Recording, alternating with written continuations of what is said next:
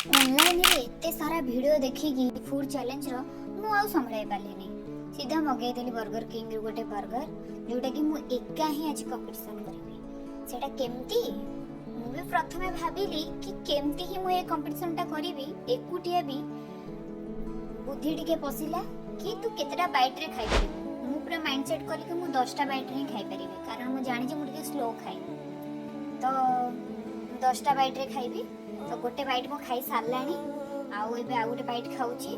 देखि एते सारा माने रील्स माने आपण रील देखिबे माने खाली फूड चैलेंज माने मते भूख न लागिले भी से वीडियो देखले मते भूख लागु जे क्या आपण को लागुथिबो कि नै मु कहि परिबिनी किंतु मु जे गोटे फूडी मते खाबा पे बहुत भलो लागे ए उडा जिंस सब मु जतोळ देखुची चाउमीन थुआ होईची सेठी मोमो थुआ होईची बर्गर थुआ होईची सैंडविच थुआ होईची तापर एमती गोटे गेम खेलुचंती तापर जेकी खाइ दउचंती चीज दउचंती।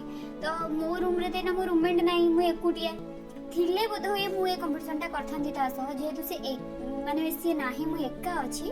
तो मु भाबिली कि मु ही मगेइबी मते माने मु आ बर्दाश्त कर पाइलिनी मु रही पाइलिनी से देखि कि ताको प्लेट सारा। तो मु गोटे बर्गर मगेइली एवं मु 10 बाइट रे को खाउची।